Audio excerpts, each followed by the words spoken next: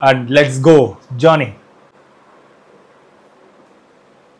కొంతమంది అంటున్నారు OG cinema second half కొంచెం మధ్యలో డ్రాగ్ అయింది, లేదంటే స్లో అయింది అని చెప్పి అంటున్నారు. సో అదేంటి, నాకైతే సినిమా అయితే సెకండ్ హాఫ్ అదిరిపోయింది, ఇలా ఎందుకు అంటున్నారని చెప్పి నేను మళ్ళీ సెకండ్ టైం వెళ్ళాను విజయవాడలో సినిమాకి.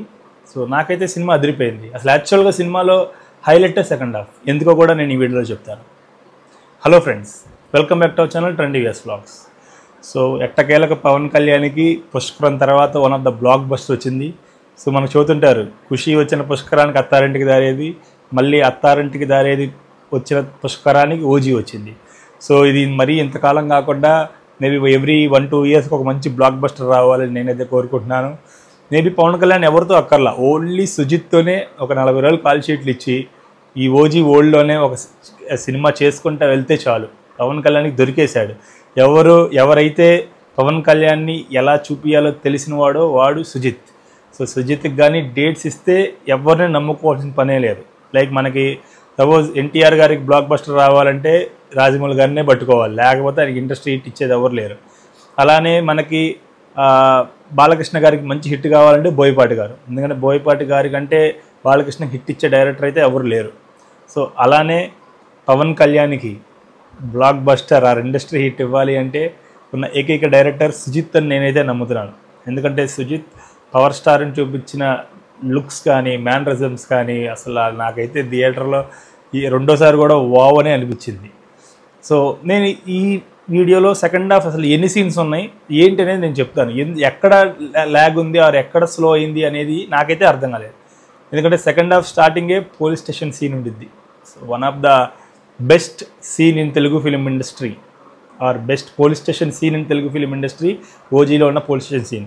మనకి విజేంద్ర ప్రసాద్ గారు ఒక ఈటీవీలో ఒక షోలో చెప్తారు, పవన్ కళ్యాణ్ నడిసి వస్తే చాలు సో దుమ్ము లేచిపోద్ది థియేటర్స్ అన్న మాట ఆయన చెప్పింది 100కి 100 రూపాయలు నిజం.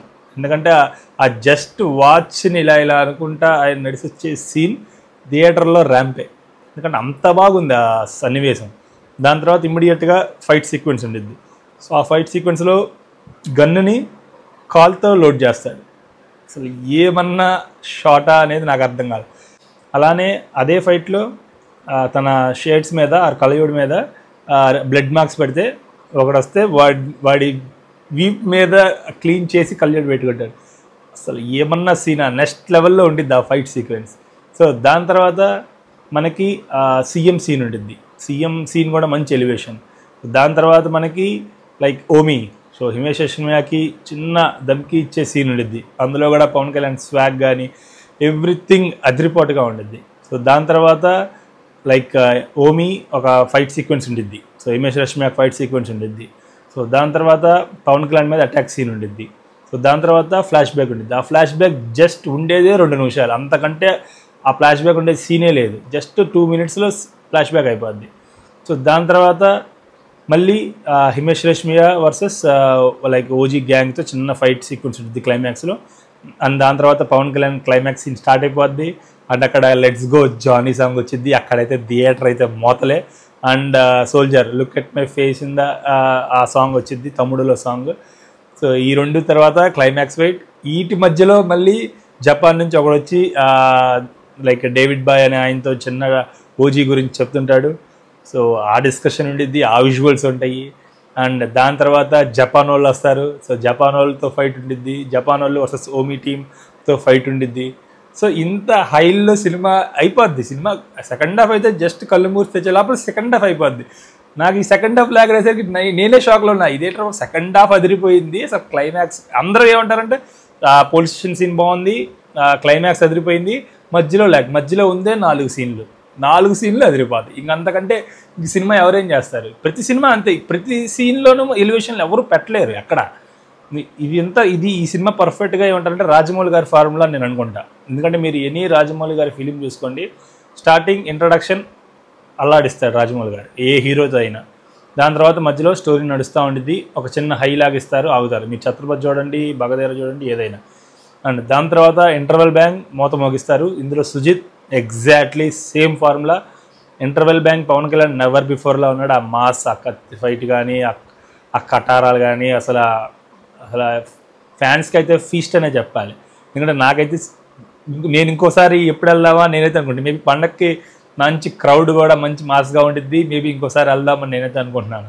మేబీ లైక్ మంగళగిరి, ఒకసారి విజయవాడ, ఇంకొకసారి గుంటూరు. సో ఈ 3 ప్లేసుల్లో కవర్ చేద్దాం ఓజీ సినిమా అని నేనైతే అనుకుంటున్నాను. ఎందుకంటే మనకి మంచి మాస్ క్రౌడ్. మేబీ మీరు ఏమంటారు ఐనాక్స్లో లేదా పీవీఆర్ వాటిల్లో చూస్తే ఈ సినిమా సెకండ్ హాఫ్ స్లోగానే ఉండేది. ఎందుకంటే నేను ఐమాక్స్ ఐనాక్స్లో మహేష్ బాబు గారు సర్లేరు నీకెవరికి వెళ్ళాను. లిటరల్గా మహేష్ బాబు గారు రష్మిక గారు డ్యాన్స్ చేస్తుంటే నా పక్కన కూర్చున్న వాళ్ళు న్యాచోస్ తింటున్నారు. ఇంకా అటు చూస్తుంటే ఆ పాట కూడా ఏముంది, డల్గా ఉండిద్ది, ఏదో వాళ్ళు డ్యాన్స్ చేస్తున్నారు, న్యాచోస్ తింటా ఉన్నారు. ఏం హై ఇచ్చిద్ది? మేబీ మీరేం మిస్ అయ్యారని నేను అనుకుంటున్నానంటే, మేబీ మీరు ఒక మాస్ థియేటర్లో ఈ సినిమా చూడలేదు అని నేనైతే అనుకుంటున్నాను. మీరు కానీ ఒక మాస్ థియేటర్లో ఆర్ సింగిల్ స్క్రీన్స్లో కానీ ఈ సినిమా చూస్తే మీరు ఈ మాట అనరు. మేబీ మీరు ఒకసారి ట్రై చేయండి, ఏదైనా సింగిల్ థియేటర్లో ఈ సినిమా చూడండి. ఎందుకంటే ఇదంతా పండగ season. So cinema already block buster కాబట్టి హౌస్ఫుల్గానే నడుస్తుంది దాదాపు అన్ని చోట్ల. మీరు వెళ్ళండి, సింగిల్ స్క్రీన్స్లో చూడండి. అప్పుడు నేను చెప్పిన పాయింట్స్ వ్యాలిడా కాదా అనేది మీరు మన కామెంట్ సెక్షన్లో కామెంట్ చేయండి. ఆర్ మీలో ఎవరైనా సింగిల్ స్క్రీన్స్లో ఈ సినిమా చూస్తే నేను చెప్పింది కరెక్టా కాదా అనేది మీరు మన కామెంట్ సెక్షన్లో కామెంట్ చేయండి. అండ్ అలానే ఇంటర్వెల్ తర్వాత ఇది ఒక ఫార్ములా, ఇది ఒక సక్సెస్ ఫార్ములా, రాజమౌళి గారి సక్సెస్ ఫార్ములా ఇది. దాని తర్వాత ఇంటర్వెల్ బ్యాంక్ అవ్వగానే ఒక హై సీక్వెన్స్ ఉంటుంది. మీరు ఛత్రపతిలో అయినా చూసుకోండి, నేను చెప్పినట్లే ఉండిద్ది.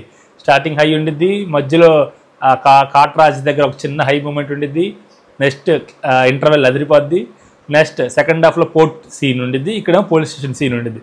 మీరు చూసుకోండి ఫార్ములా ఇలానే ఉండిద్ది. దాని తర్వాత అక్కడ స్లో ఇది సినిమా, వాళ్ళ అమ్మగారి గురించి ఎదగడము అదంతా, మళ్ళీ ఒక చిన్న ఒక స్టోరీ అంటే అదే కదా. ఇంక ప్రతిసారి హై మూమెంట్లో ఎన్ని పెడతారు, ఇంక నడుస్తూనే ఉండాలి హీరోలు అందరూ.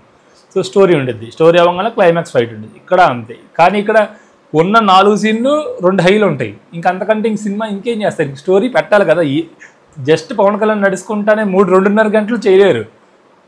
పవన్ కళ్యాణ్ నడిస్తే అదిరిపోద్ది, కానీ ఎంతసేపు అనేది మ్యాటర్ అయ్యిద్ది.